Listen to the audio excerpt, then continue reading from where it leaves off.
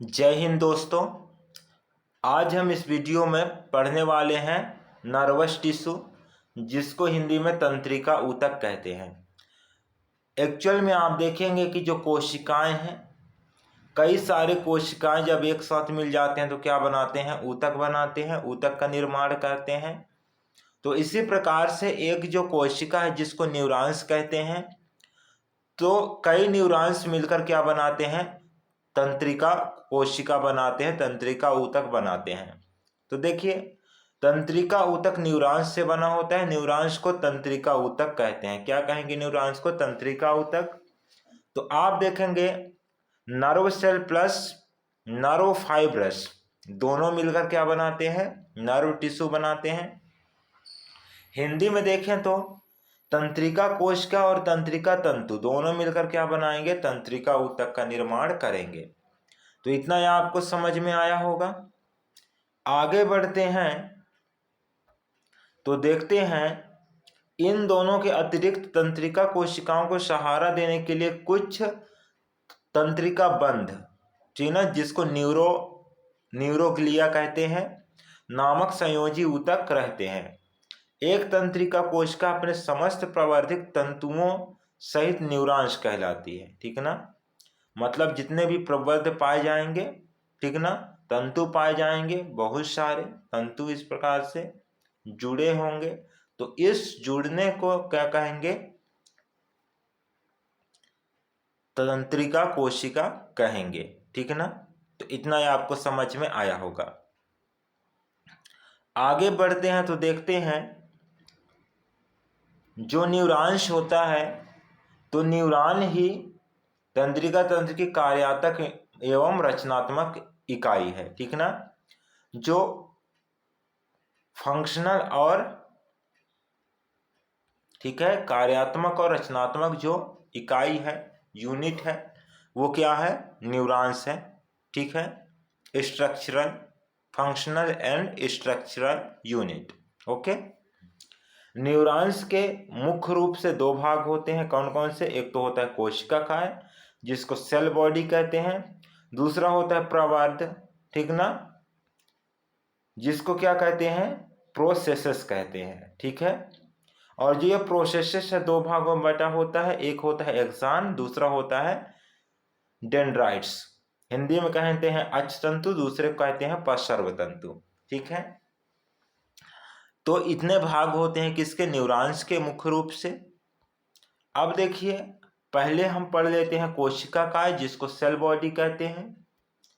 क्या कहेंगे? जिसको सेल बॉडी कहते हैं, ठीक है। तो जो सेल बॉडी है, जो सेल बॉडी है, यहां पर देखेंगे कोशिका काय के मध्य में एक बड़ा न्यूक्लियस होता है, ठीक है। जो कोशिका काय होगा इस प्रकार से, ठीक ना, उसमें क्या होगा? एक न्यूक्लियस होगा बड़ा सा। इसके बाहर साइटोप्लाज्म होता है, पूरे में साइटोप्लाज्म भरा होगा। कोशिका काय में कई छोटे छोटे प्रवर्ध होंगे, इस प्रकार से प्रवर्ध भी होंगे, ठीक है, जिन्हें डेंड्राइट्स या एक्सॉन कहते हैं। इन्हीं के द्वारा कोशिका आवेग बाहर या अंदर पहुंचते हैं, ठीक है। तो इतना ही आपको समझ में आया होगा। दूसरे नंबर पे हम देखते हैं अगला, तो यहाँ है प्रवर्ध, जिसको प्रोसेसेस कहते हैं। तो इसका पहला भाग है एक्सॉन।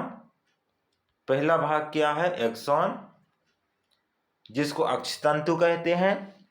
तो जो एक्सॉन है, चालक और अपवाही प्रवर्ध होता है तथा तंत्रिका आवेगों को कोशिका काय से दूर ले जाता है।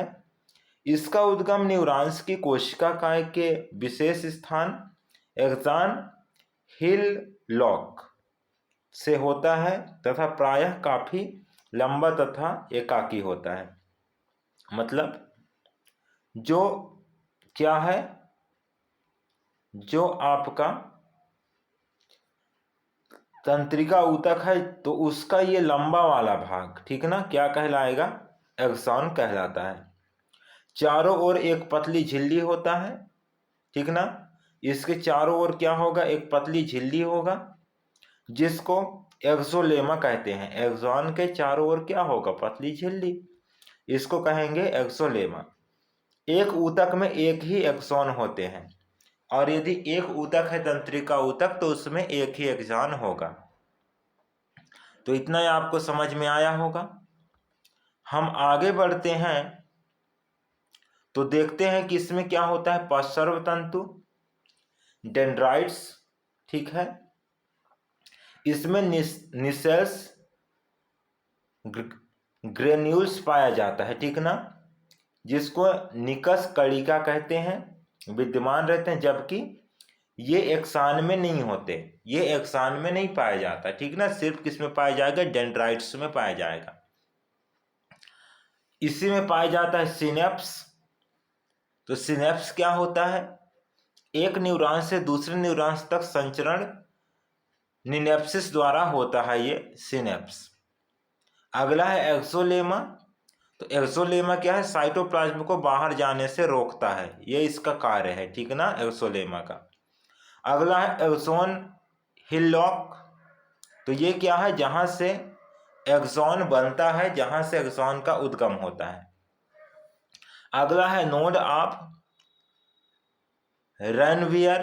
तो ये क्या है, तंत्रिका आवेगों को शीघ्रता से संचारित होने में सहायता करता है, ठीक है। तो ये आपको समझ में आया होगा डेंड्राइट्स।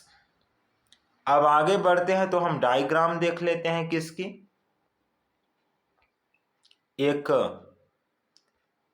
नर्वस टिश्यू की,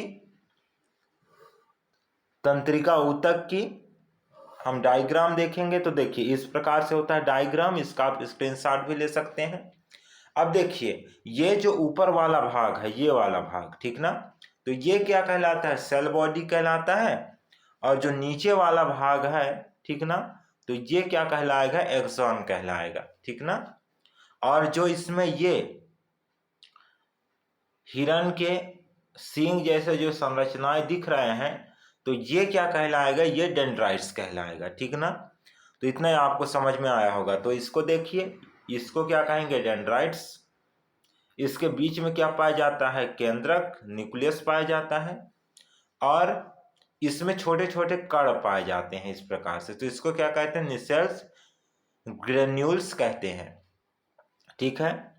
और जहां से अब एक्सॉन बन रहा है, ये पूंछ जैसी संरचना बन रही है, उसको क्या कहेंगे, एक्सॉन हिलॉक कहेंगे। तो इतना ही आपको समझ में आया होगा। अब देखिए इसमें एक परत पाया जाता है, झिल्ली पाया जाता है, जिसको श्वान कोशिका बोलते हैं, न्यूरोलोमा कहते हैं, ठीक ना। इसके बाद बीच वाले भाग को कहते हैं एक्सॉन या अक्षतंतु या तंत्रिक अक्ष कहते हैं। अब ये दो भाग जो है, ठीक ना, कौन सा, दो भाग, ये दो भाग झिल्ली के जब एक स्थान पर मिलेंगे तो इसको बोलते हैं नोड ऑफ रेनवियर, ठीक ना। इसके बाद जो लास्ट में ये भाग बनता है अंगूर के गुच्छे जैसे, तो इसको बोलते हैं सिनेप्टिक नोड, हिंदी में बोलते हैं सिनेप्टिक पुट्टिकाएं।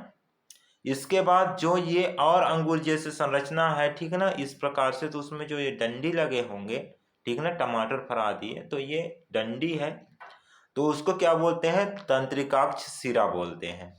तो ये आपको समझ में आया होगा। ये किसका चित्र है, तो नर्वस टिश्यू का। किसका चित्र है, नर्वस टिश्यू का चित्र है। तो इतना ही आपको समझ में आया होगा। आज के लिए बस इतना ही, फिर मिलेंगे नेक्स्ट वीडियो में। और आपको पीडीएफ चाहिए तो आप हमारे टेलीग्राम चैनल को ज्वाइन कर सकते हैं, लिंक मिल जाएगा डिस्क्रिप्शन बॉक्स में। जय हिंद।